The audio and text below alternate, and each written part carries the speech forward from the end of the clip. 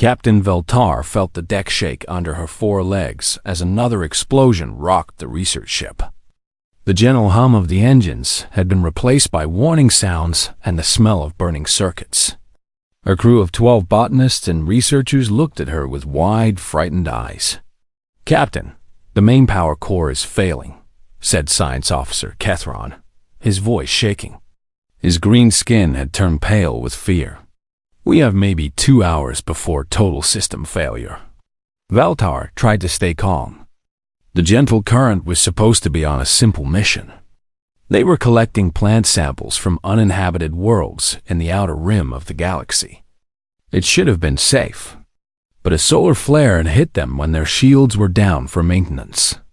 Now their beautiful ship was dying around them. "Send a distress signal to the nearest galactic aid station," Veltar ordered. "Maximum power to the quantum communicator." Catherine's since-clawed fingers moved quickly over his control panel. His species, the Mallory, were excellent with technology, but even his skills could not fix what was happening to their ship.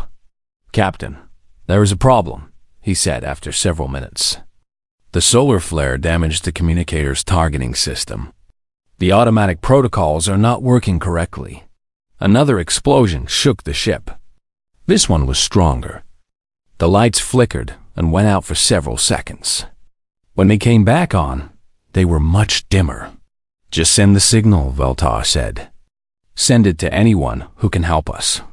Kethran nodded and activated the emergency beacon. The distress signal shot out into space, carrying their coordinates and a plea for rescue. But unknown to the crew, the damaged system had locked onto the wrong target. Instead of reaching the peaceful galactic aid station, the signal traveled through space toward a small yellow star. It headed for the third planet from that star, a world that every civilized species knew to avoid. Meanwhile, far across the galaxy, the signal was picked up by a monitoring station buried deep in a mountain on Earth. Sergeant Maria Santos was drinking coffee and reading reports when alarms began sounding throughout the facility. "What the hell?" she muttered, setting down her cup. Her computer screen was filled with data she had never seen before. The signal was clearly artificial, clearly from space, and clearly asking for help. Santos called her commanding officer immediately. Within minutes, the mountain base was buzzing with activity. Scientists and military officers crowded around computer screens, trying to understand what they were seeing. "It's definitely alien," said Dr. James Patterson, the base's chief linguist. "The mathematical patterns are consistent with intelligence. And look at this part." He pointed to a section of the signal. "These are coordinates. They're telling us where they are." General William Morrison studied the data with hard eyes. He had spent 30 years in the military, but nothing had prepared him for this moment. "Are you absolutely certain this is real?" "Yes, sir," Dr. Patterson replied. "This is first contact, and they're in trouble." The general picked up his secure phone and dialed a number that connected him directly to the president. The conversation was short but intense. When he hung up, Morrison turned to his staff. "The president has authorized an immediate response," he said. "We're going to help them." Back on the dying alien ship, Veltar watched her crew try to fix systems that could not be repaired. The air was getting thinner. The temperature was dropping. Their beautiful ship, designed for peaceful scientific research, was becoming a tomb in space. "How long until the signal reaches the aid station?" she asked Kethran. The science officer checked his damaged equipment. "I cannot be sure, Captain. The targeting system is showing strange readings. But help should come. The Galactic Harmony Collective has never failed to respond to a distress call." Veltar nodded. She trusted in the goodness of civilized species. In her 140 years of life, she had never encountered violence or hatred. Her people, the Zephyrians, were herbivores who lived in harmony with nature. They believed all intelligent life shared the same peaceful values. She looked around at her crew. Catherine and his assistant Yuki were still working on repairs. Dr. Simara was checking the air recycling systems. The others were gathered in small groups, supporting each other through their fear. They were good people, gentle people. They deserved to live. "Captain," called Engineer Wexton from across the bridge, "I have managed to restore partial sensors. I am detecting several ships in nearby systems, but none are responding to our calls for help." Beltar felt her hope growing. They must not have received our signal yet. "Be patient. Help will come." On Earth, the response was anything but patient. The nearest ship capable of reaching the alien coordinates was the UNSS Retribution, humanity's newest deep space warship. It had been conducting training exercises near Jupiter when the orders came through. Captain Marcus Rodriguez read the mission briefing with growing amazement. After decades of wondering if humans were alone in the universe, the answer had come in the form of a cry for help. His ship and crew were about to make history. "All hands, this is the captain," Rodriguez announced over the ship's communication system. "We have just received confirmation of alien life. There is a ship in distress, and we are going to rescue them. Prepare for immediate departure." The crew of the Retribution responded with professional efficiency. They were soldiers, trained for war, but ready for any mission. In less than 6 hours, the massive ship was ready to depart. Rodriguez stood on his bridge, looking out at the stars. His ship was designed for battle, armed with weapons that could destroy cities. His crew were veterans of conflicts across the solar system. They knew how to fight, how to survive, and how to win. But today, they would try something different. Today, they would save lives instead of taking them. The Retribution's engines roared to life, pushing the giant ship toward the coordinates provided by the alien distress signal. Behind them, Earth grew smaller. Ahead of them, an alien species waited for rescue, not knowing that help was coming from the most dangerous predators in the galaxy. Admiral Sarah Chun had not slept in 18 hours, but she did not feel tired. The coffee in her cup had gone cold hours ago, but she did not notice. Her mind was completely focused on the screens showing data from humanity's first contact with alien life. The situation room deep beneath the Pentagon was filled with the most important people on Earth, military leaders, scientists, diplomats, and intelligence officers all crowded around tables covered with reports and analysis. Everyone was talking at once, but Chun could hear the excitement in their voices. "The signal is definitely a distress call," reported Dr. Elizabeth Kim, the head of the xenolinguistics team. "We have confirmed the mathematical structures. They are dying out there, and they need help immediately." "How far away are they?" asked General Harrison, the Joint Chiefs Chairman. "Approximately 14 light years," Chun replied. "The Retribution can reach them in 8 days using the new jump drive system." President Sarah Williams joined the meeting via secure video link from the White House. Her face appeared on the main screen, looking tired but determined. "Admiral, I want to be absolutely clear about this mission. These aliens asked for help. We are going to give it to them. But I also want our people to come home safely." "Understood, Madam President," Chun replied. "The Retribution is our most advanced warship. If there are any hostile forces in the area, Captain Rodriguez and his crew can handle them." The President nodded. "Make it happen, Admiral." As the video connection ended, Chun turned to the assembled officers. "Gentlemen, ladies, we are about to make history. But we need to do this right. Dr. Kim, what do we know about their technology?" Dr. Kim pulled up new displays on the screens. "Their signal technology is actually quite advanced, more sophisticated than ours in some ways. But their ship appears to be in serious trouble. The distress signal is getting weaker. What about weapons?" asked General Morrison. "Could this be a trap?" "We have considered that possibility," Chun replied. but the signal patterns suggest a genuine emergency. Their ship is losing power, and life support is failing. If this is a trap, they are committing to it completely. Meanwhile, 800 million kilometers away, the UNSS Retribution was preparing for humanity's most important mission. The ship was massive, over 1 kilometer long and bristling with weapons. Its black hull was designed to absorb sensor readings, making it nearly invisible in space. Captain Marcus Rodriguez walked through the corridors of his ship, checking on preparations. His crew of 800 men and women were working with focused intensity. They all understood the importance of this mission. Captain called Commander Lisa Park, his second in command. The medical bay is prepared for alien physiology. Dr. Vasquez has reviewed all available data and believes she can treat most common injuries. Rodriguez nodded. Dr. Elena Vasquez was one of the best combat medics in the fleet. She had saved lives in the worst conditions imaginable, from the frozen moons of Saturn to the burning surface of Mercury. If anyone could help alien patients, it was her. What about the Marines? Rodriguez asked. Colonel Thompson has his people ready, Park replied. 200 fully equipped Marines, prepared for any situation.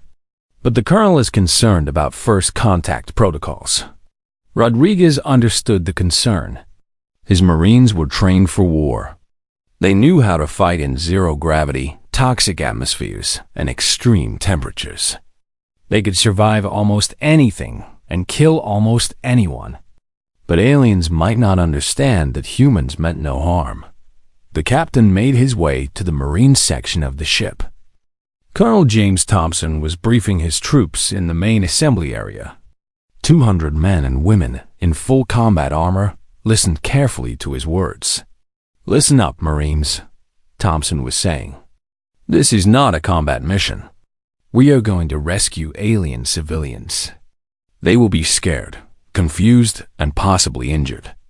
I want everyone to keep their weapons lowered unless I give direct orders. Sergeant First Class David Chun raised his hand. Sir, what if the aliens are hostile? Then we respond appropriately, Thompson replied.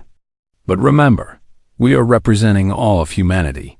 These aliens will judge our entire species based on what we do. I want us to show them that humans can be trusted. Rodriguez stepped forward. Colonel, may I address the troops? Of course, Captain. Rodriguez looked out at the assembled Marines. These were hard men and women, veterans of conflicts across the solar system. They had fought pirates in the asteroid belt, rebels on Mars, and separatists in the outer colonies. They were the best soldiers humanity had ever produced. Marines, in 8 days we will meet an alien species for the first time in human history, he began. They have asked for our help. That makes them our responsibility. I know you are trained for war, but today we fight for life. We fight to save those who cannot save themselves. The Marines listened in silence. These were professional soldiers who understood duty and honor. They will probably be afraid of us, Rodriguez continued. Humans evolved on a dangerous world. We are stronger, faster, and tougher than most life forms. But we are also capable of great compassion. Today, we show the galaxy who we really are. In the ship's medical bay, Dr. Vasquez was preparing equipment she hoped she would never need to use. Combat medicine was brutal and direct, designed to keep soldiers alive in terrible conditions. She wondered if alien physiology could survive human medical procedures. Doctor, called her assistant, Lieutenant Mark Torres. The xenobiology team has sent new data about the aliens. They appear to be carbon-based, like us, but much more fragile. Vasquez studied the information carefully. The aliens seemed to come from a world with lower gravity and less radiation than Earth. Their bodies were probably not designed for extreme stress. Prepare the gentle care protocols, she ordered. Reduce all medication dosages by 70% to start. If these aliens are as fragile as they appear, our standard treatments could kill them. Throughout the ship, 800 humans prepared for humanity's greatest mission.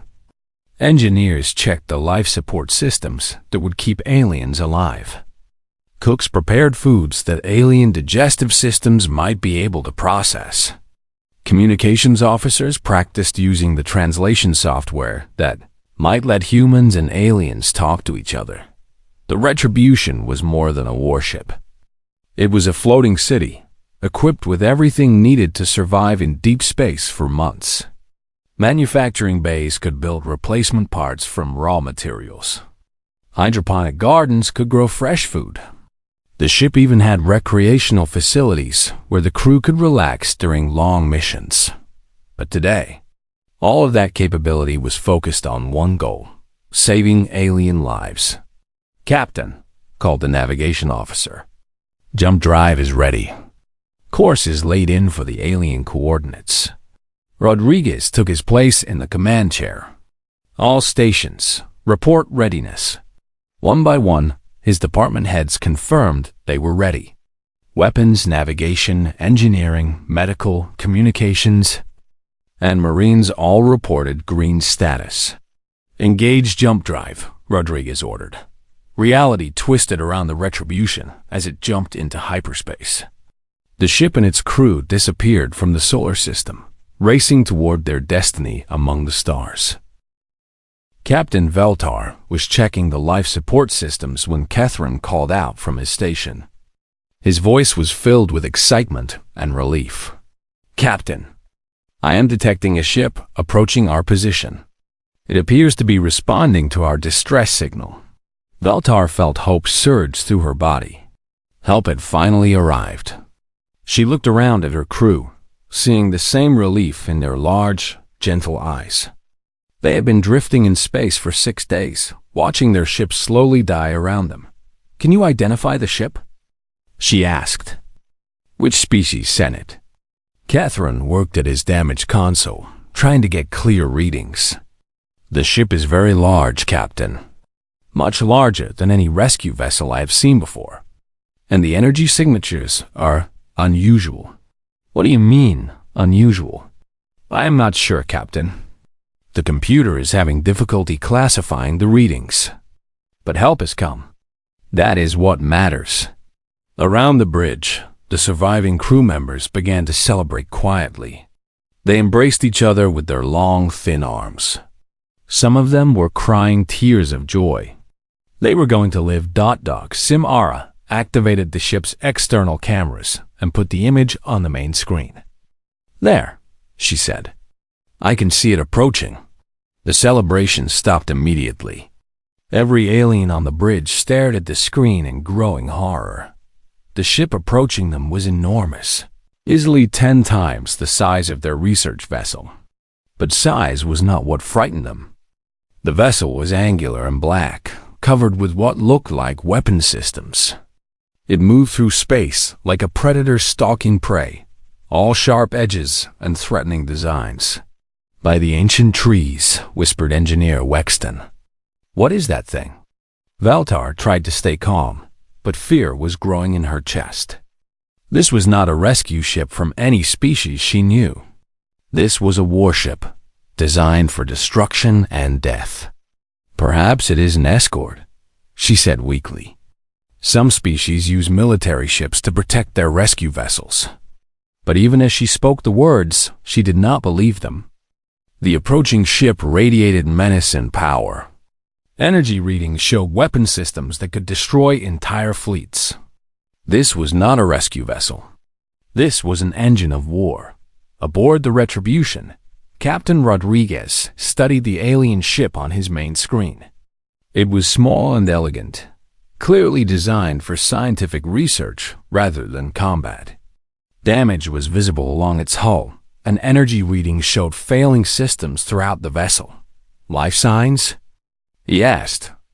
12 beings, Captain," reported Lieutenant Commander Sarah Walsh from the sensor station. "All appear to be alive, but several are showing signs of distress.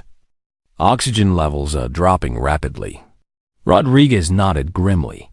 Time was running out for the aliens. Open a channel. Channel open, sir. Alien vessel.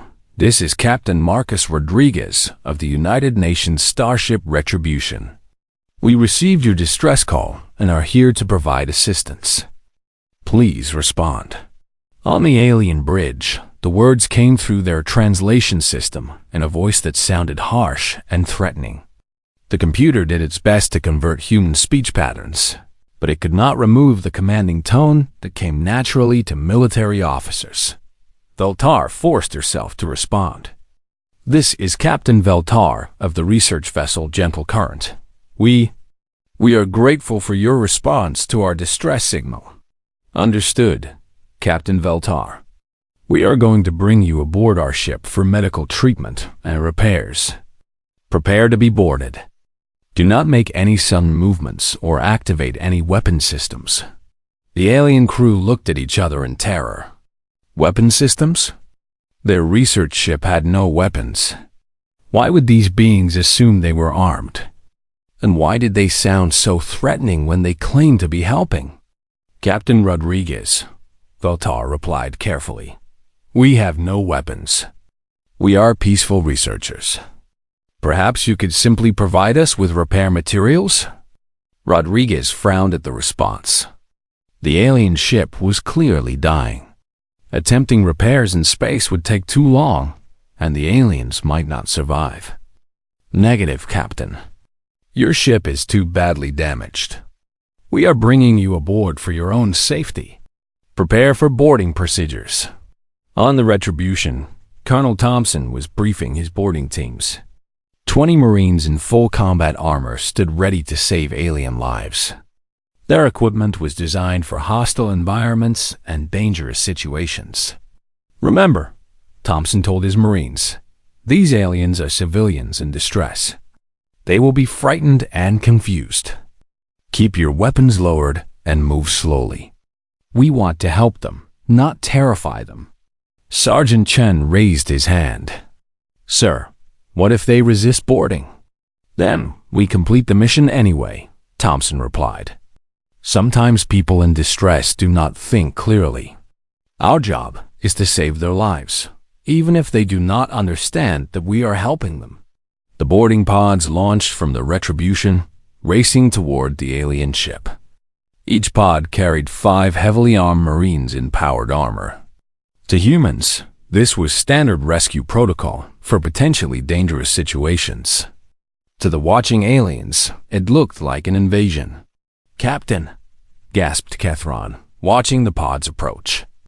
They are launching attack craft. Multiple vessels heading directly for us. Veltar watched in terror as the pods attached to her ship's hull with loud metallic sounds. She could hear cutting tools beginning to work on the outer airlock. These beings were not asking permission to come aboard. They were forcing their way in. All crew, remain calm, she announced over the ship's communication system. Do not resist. Perhaps they mean us no harm. But privately, she was beginning to doubt that hope. These beings acted like conquerors, not rescuers. The airlocks burst open with a crash of metal and a rush of different atmosphere. The first Marine through the opening was Sergeant Chun, his powered armor making him look like a mechanical giant. His weapon was lowered as ordered, but it was still clearly visible and obviously deadly. The aliens huddled together, staring at the armored figures with absolute terror. To their eyes, the Marines looked like death machines come to life. The armor was black and menacing, covering creatures that were clearly predators. They could see the humans' forward-facing eyes through their helmet visors, marking them as hunters. Friendly secured, Chen reported through his radio. 12 alien civilians, all alive but frightened. No weapons detected. More Marines poured through the breach, quickly but carefully securing the alien ship. They moved with military precision, checking every room and corridor for threats. To the Marines, this was standard procedure. To the aliens, it looked like an occupation. Dr. Vasquez followed the Marines aboard, carrying medical equipment. She took one look at the nearest alien and immediately understood their terror. Humans were larger, more muscular, and clearly built for violence compared to these gentle beings. "It's okay," she said softly, removing her helmet to show her human face. "We're here to help you." But her words, filtered through the translation system, still sounded threatening to alien ears. And the sight of her uncovered face, with its predator's eyes and sharp teeth, only increased their fear. Captain Veltar found herself face to face with Colonel Thompson, who towered over her despite trying to appear non-threatening. She looked up at this creature from a nightmare world and wondered if her crew would survive their rescue. Dr. Elena Vasquez tried not to show her amazement as she examined the alien patients in the medical bay. The Zephyrians were unlike anything she had expected. They were tall and thin, with pale green skin and large eyes that seemed to show every emotion. Their bones were hollow like birds, and their muscles were delicate compared to human standards. "Captain Veltar," she said to the alien leader, "you and your crew have been exposed to dangerous radiation. I need to treat you immediately, or you could die." Veltar looked nervous as she lay on the medical bed. The human doctor seemed kind, but everything about this ship frightened her. The medical equipment looked more like torture devices than healing tools. And the treatment Dr. Vasquez was suggesting sounded terrifying. What kind of treatment? Veltar asked carefully. "Radiation therapy to counteract the exposure," Dr. Vasquez explained. "I will need to inject you with medicine and expose you to controlled radiation to neutralize the damage to your cells." Veltar's large eyes grew even wider. "You want to give me more radiation as treatment?" "Yes, it's the only way to save your life. The medicine will protect your healthy cells while the radiation destroys the damaged ones." To Veltar, this sounded insane. Radiation was deadly to her species. The idea of using it as medicine was like suggesting fire as a cure for burns. But she was too weak to argue, and the human doctor seemed to know what she was doing. Dr. Vasquez prepared the treatment carefully. She had studied the alien biology data and reduced all dosages to levels that should be safe for Zephyrian physiology. But even her reduced doses would have been lethal to most galactic species. As she worked, she tried to make conversation.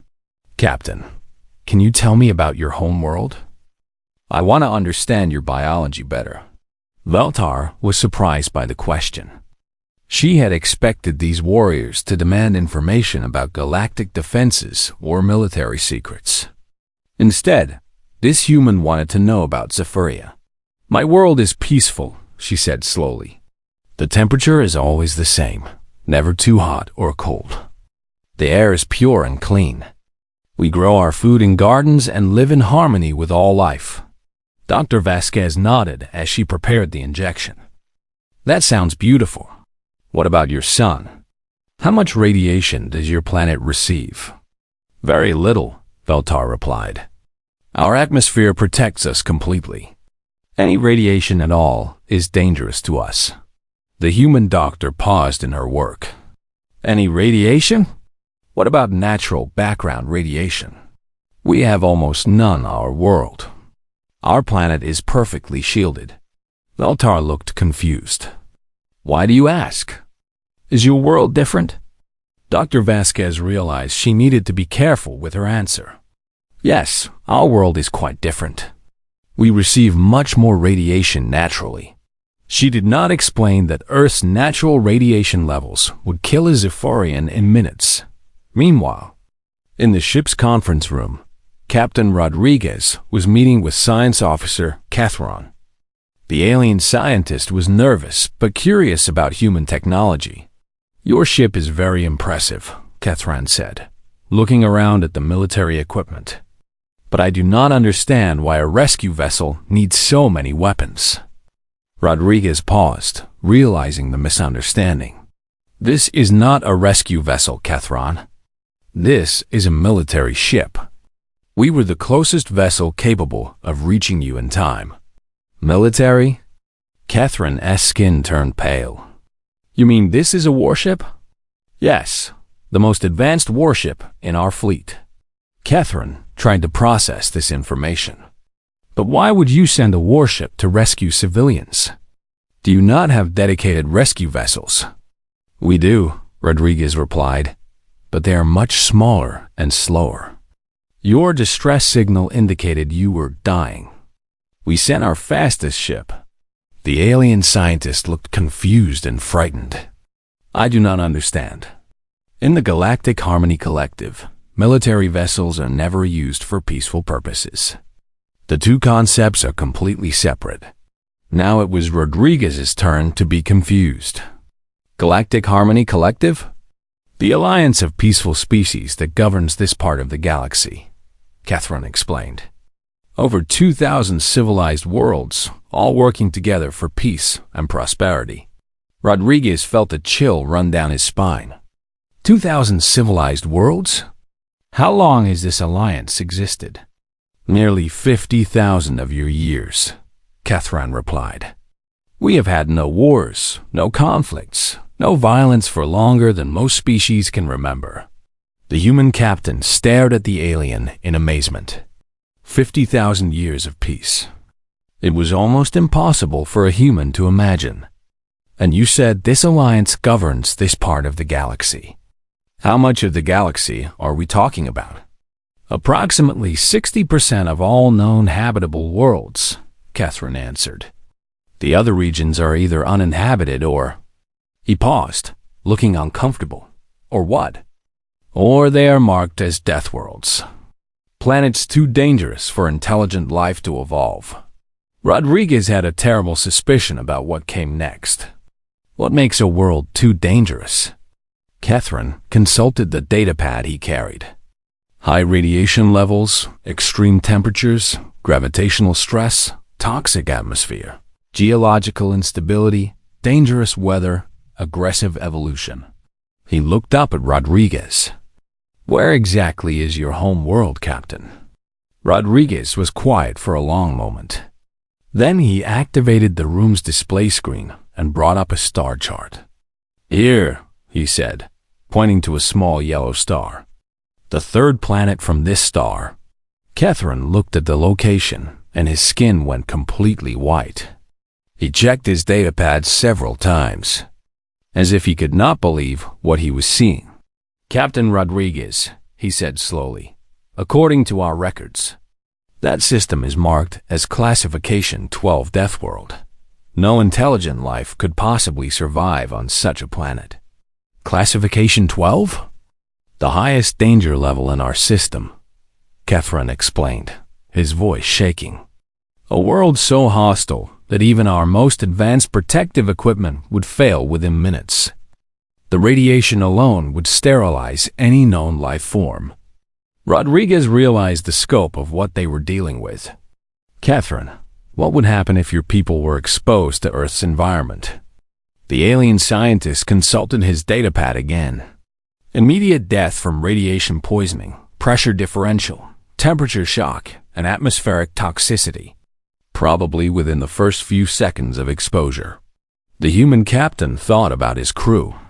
Marines who had trained in the radioactive wastes of Mars. Engineers who worked outside the ship in hard vacuum. Doctors who used radiation as medicine. All of them would be walking nightmares to peaceful galactic civilization. Catherine, he said carefully, when you sent your distress signal, it was supposed to go to your galactic aid station, correct? Yes, Captain. How did you receive it instead? Rodriguez took a deep breath. Your signal was damaged and broadcast randomly. It reached Earth by accident. The alien scientist processed this information slowly. You mean, you were never supposed to find us?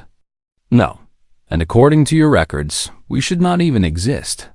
Catherine looked at the star chart again, then at Captain Rodriguez. Captain, if your species evolved on a Class 12 death world, then by galactic standards, you are not just intelligent life. You are something we believed was impossible. What are we, according to galactic standards? Catherine's voice was barely a whisper, You are living nightmares.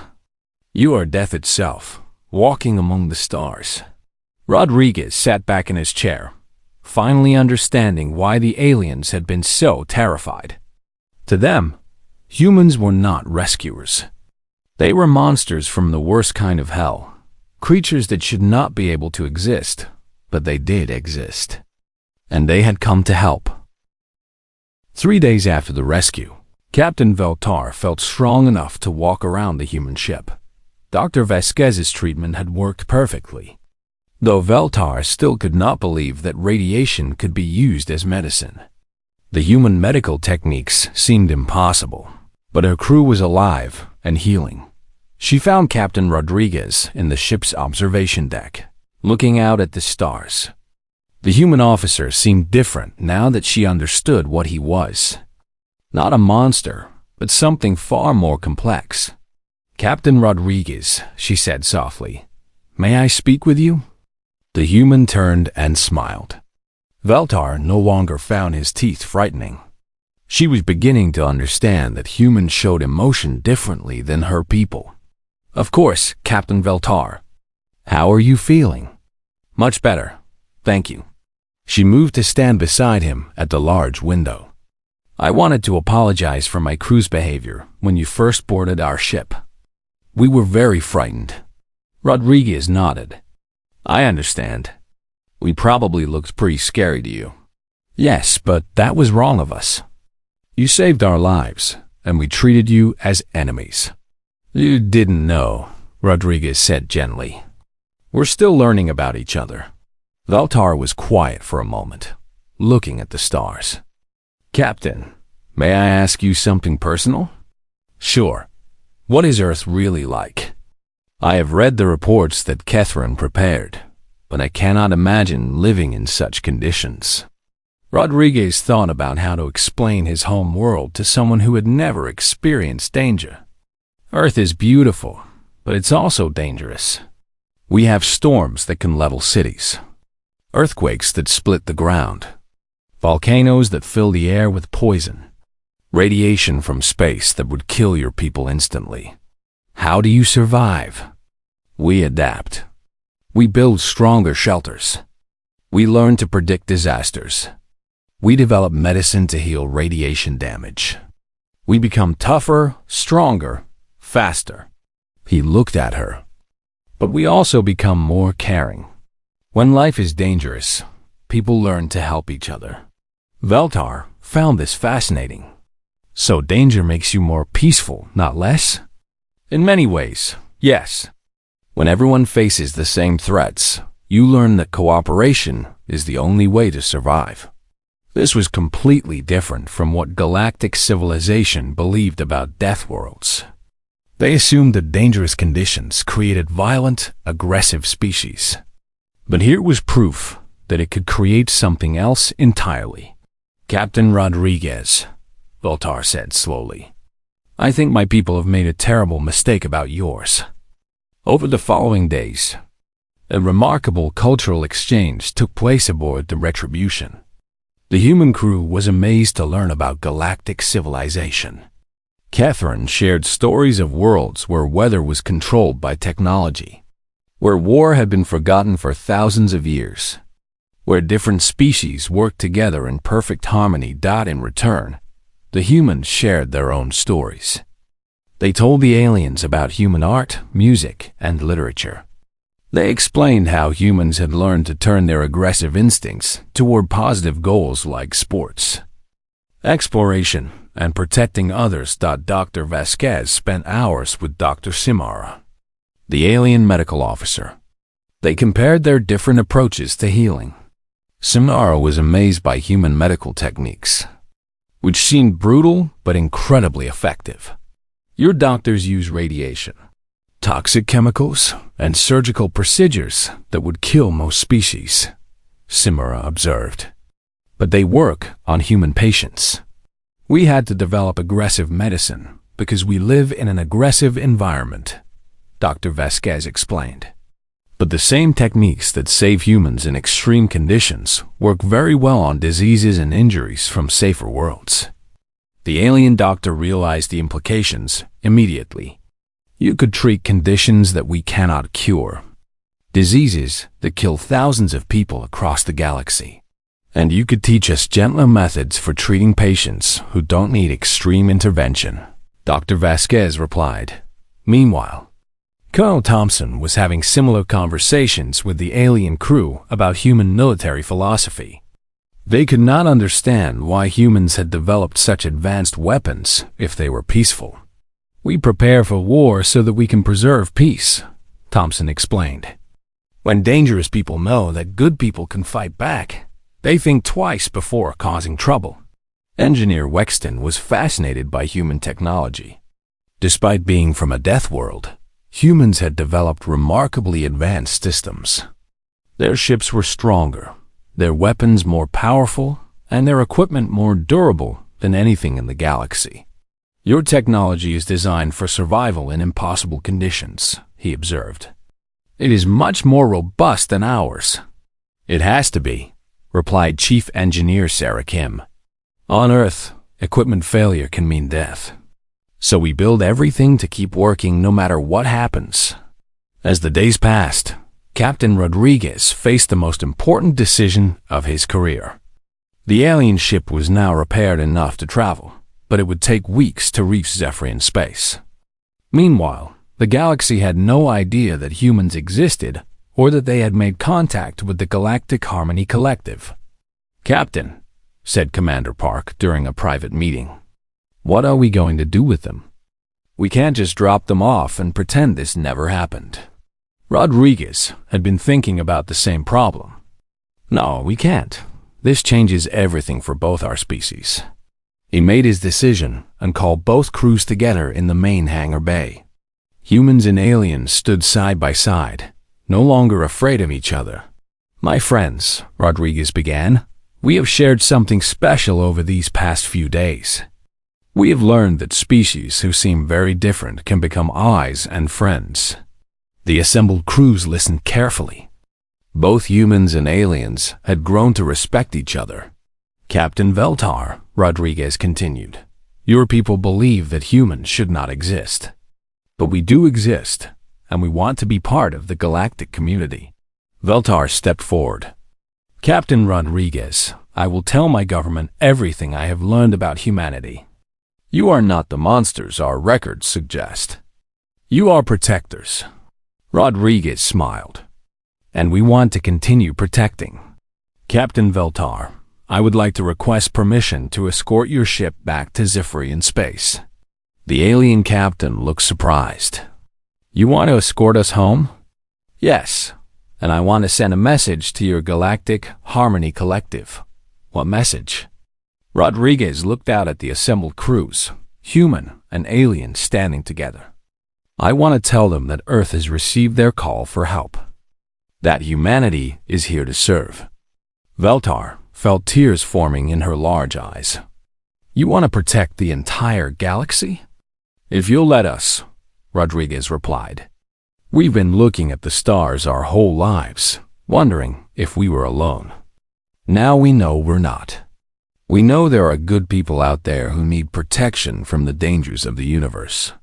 The alien captain looked at her crew, then at the human Marines who had saved their lives. These beings from the nightmare world had shown more compassion and courage than she had thought possible.